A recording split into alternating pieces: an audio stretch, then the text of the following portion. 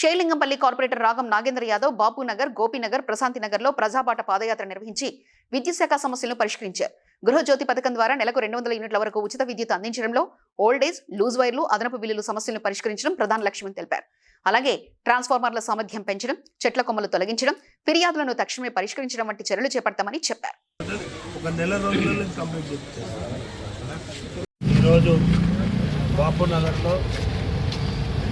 మరి గౌరవ ఉప ముఖ్యమంత్రి గారు పంపించినటువంటి గృహజ్యోతి పథకం కింద ఫ్రీ కరెంట్ ఇచ్చే వాళ్లకు సంక్రాంతి శుభాకాంక్షలు తెలుపుతూ వాళ్ళకు లెటర్లు పంపించడం జరిగింది. దాంతోపాటు ఈ బాపునగర్ ప్రాంతంలో నెలకొన్నటువంటి రోడ్లు మరియు యూజీడీ గురించి ఇక్కడ ప్రాంతవాసులు అడగడం జరిగింది. నేను తక్షణమే అధికారులకు ఆదేశాలు ఇచ్చిన ఇమ్మీడియట్గా రోడ్డు కావాలని చెప్పేసి కోరడం జరిగింది. అది మొన్న నాకు వచ్చినటువంటి 2 కోట్ల రూపాయల నిధులు ఏవైతే వచ్చినాయో వాటిని నెహ్రూ నగర్, గోపీనగర్, బాపునగర్కు యూజీడీ గురించి పెట్టడం జరిగింది. అదే రకంగా మొత్తం మిగతా 1,60,00,000 రోడ్ల గురించి పెట్టడం జరిగింది.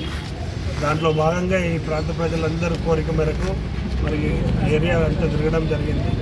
మరి ప్రతి ఒక్కరూ మంచినీళ్ళు బాగా వస్తున్నాయి, చాలా బాగుందని చెప్పి అందరూ సంతోషిస్తూ ఉంటారు. కరెంటు విషయంలో కూడా కొన్ని ప్రాబ్లమ్స్ చెప్పిండ్రు, మిగతా అన్నీ కూడా చాలా బాగుందని చెప్పిండ్రు.